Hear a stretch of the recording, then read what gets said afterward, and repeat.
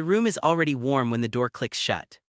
Lowe's Angels, 1934. Late afternoon light leaks through Venetian blinds that never fully open. Dust hangs in the air, barely visible, drifting in thin lines across a long, polished table.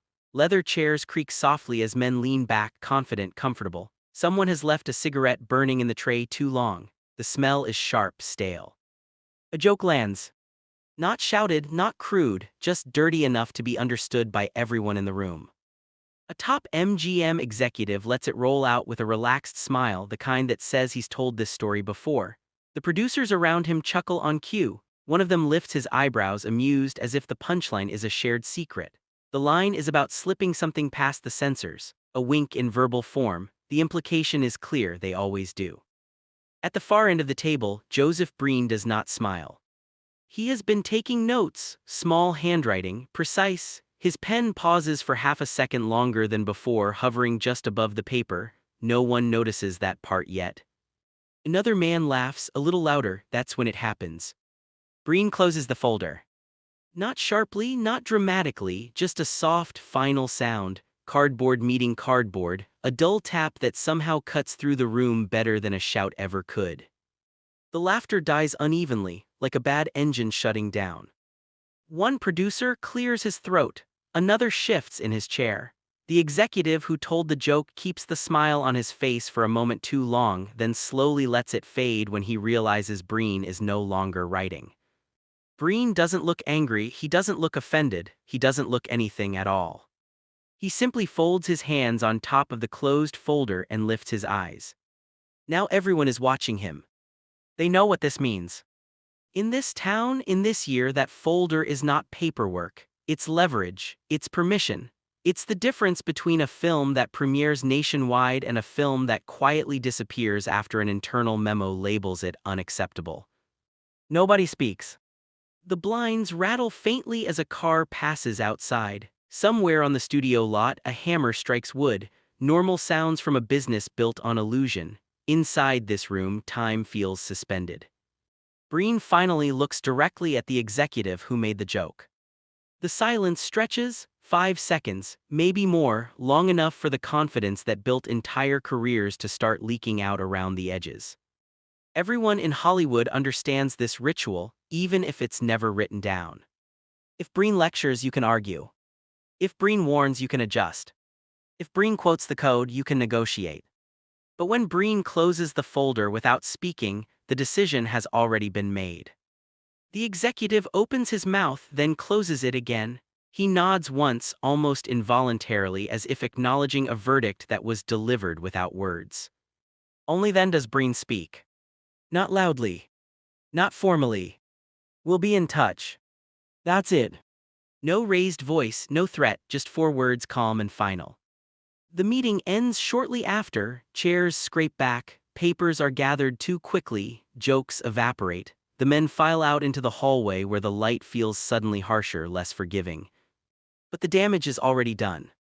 Because in 1934, production code administration is no longer a suggestion. It's not a guideline, it's enforcement. And Joseph Breen is its enforcer, backed by Catholic pressure groups, studio contracts, and a public morality panic that no studio can afford to trigger. What makes the moment terrifying isn't what Breen said. It's what he didn't. No accusations were voiced. No clause was cited. No compromises were discussed. Which means the studio has no clear path forward. Was it the joke itself? The tone? The casual arrogance? No one knows. And that uncertainty is the point. Back in their offices, the producers replay the moment in their heads again and again, the exact wording of the joke, the way Breen's pen stopped moving, the timing of the folder closing. They wonder who will get the phone call first. They wonder which script will suddenly be delayed. They wonder whether their names are now attached to something dangerous. Because Breen doesn't just judge films. He judges intent. And intent, once questioned, stains everything around it. This is how control works in old Hollywood. Quiet, polite, clean, no threats are needed when everyone already knows the consequences. A single closed folder can freeze millions of dollars. It can force rewrites that hollow out a story. It can turn a promising director into a liability. It can follow a producer for years, resurfacing every time a new project crosses Breen's desk. And Breen never explains himself. That's why this moment matters. Not because a joke was told, but because it was answered with silence. And in this town, silence from the wrong man is louder than any scream. The phone does not ring that evening. That's the first thing that unsettles them. In Hollywood, bad news usually arrives fast. An angry call, a clipped telegram, a studio memo stamped urgent, but after Breen leaves the lot there is nothing, no clarification, no reprimand, no instructions. Just waiting.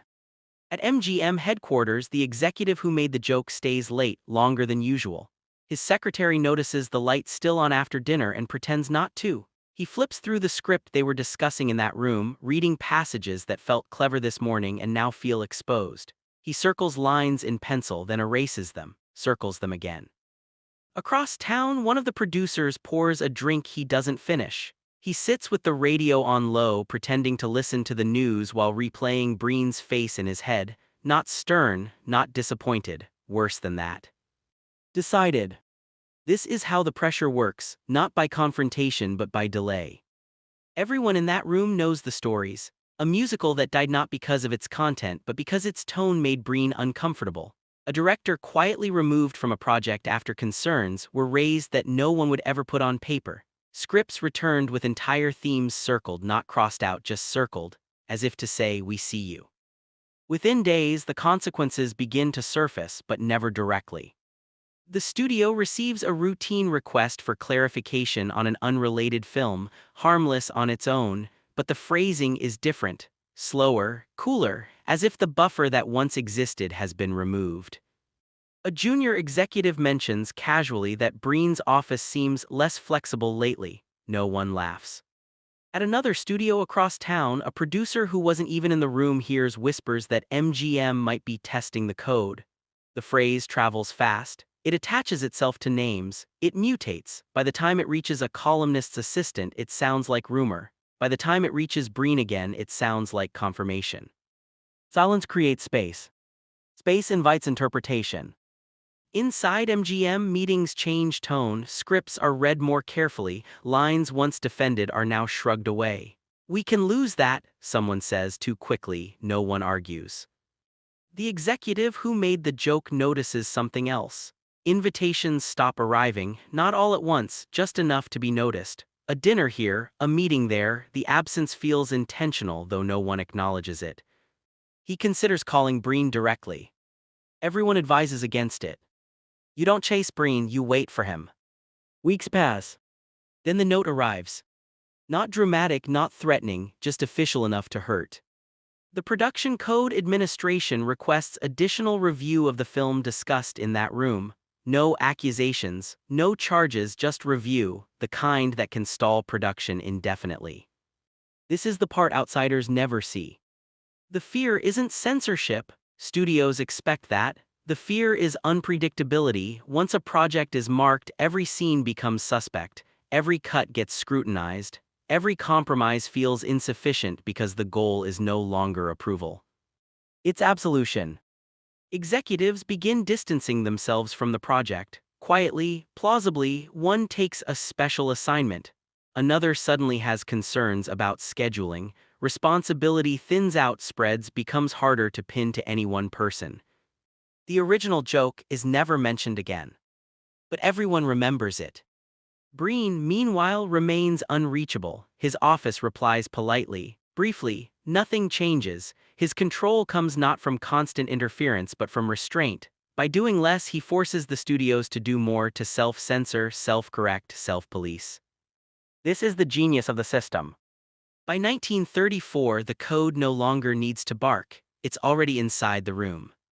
One producer finally breaks. In a closed-door meeting, he suggests shelving the film entirely, just until things cool off. No one challenges him. The idea settles like dust. The executive who started it all nods along, outwardly cooperative. Inside, something hardens. He realizes too late that the laughter wasn't harmless. It was evidence of attitude, of disrespect, of thinking the rules were optional. In Breen's world, that's the worst offense. Because Breen's authority doesn't come from personal insult.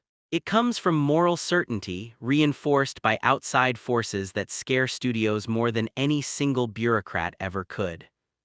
Religious organizations are watching, newspapers are circling, politicians are listening. A studio labeled immoral is not just criticized, it's boycotted, and boycotts don't announce themselves until they're already working. So the studios retreat. They soften language, remove implications, rewrite motivations. Films become safer, cleaner, duller. No one calls it fear. They call it responsibility. But privately, the message is clear. That closed folder did more than halt one film. It reminded an entire industry where power truly sits, not in box office numbers, not in star contracts, but in the ability to say nothing and let everyone else panic. And the worst part, no one knows if Breen even remembers the joke, or if the lesson was meant for someone else. Because once the code notices you, it doesn't need to explain why. It just watches what you do next. Months later, the joke still hasn't been repeated. Not by anyone. The executive tells himself it no longer matters. The film in question has been reworked so thoroughly it barely resembles its first draft. Entire scenes are gone, motivations flattened, sharp edges sanded down until nothing catches. The revised script earns a quiet approval, conditional and cautious, stamped without ceremony. On paper, it's a victory. In reality, something has shifted. The studio's writers notice it first. They begin offering safer ideas without being asked. Controversial subtext evaporates before it reaches typewriter keys. Characters once written with ambiguity now arrive fully moralized, neatly sorted into right and wrong. No one says Breen out loud, but everyone is writing for him. This is the aftershock most people never document. Fear doesn't announce itself, it trains behavior. The executive who smiled at the dirty line keeps his position. He isn't punished publicly. He isn't demoted, that would make the system visible. Instead, his influence erodes in subtle ways. Projects he champions stall. Decisions he once made unilaterally now require committees. Approval flows around him, not through him. He begins to edit himself in meetings. He speaks less. When someone else cracks a joke about the code, he doesn't laugh. He watches.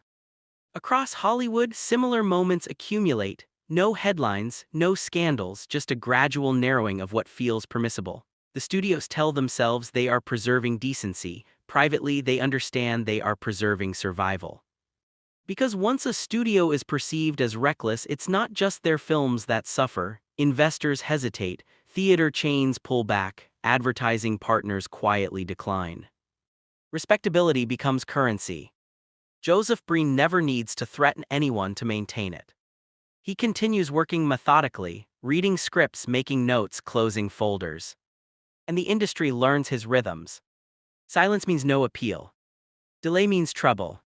Silence after a delay means you should rewrite everything.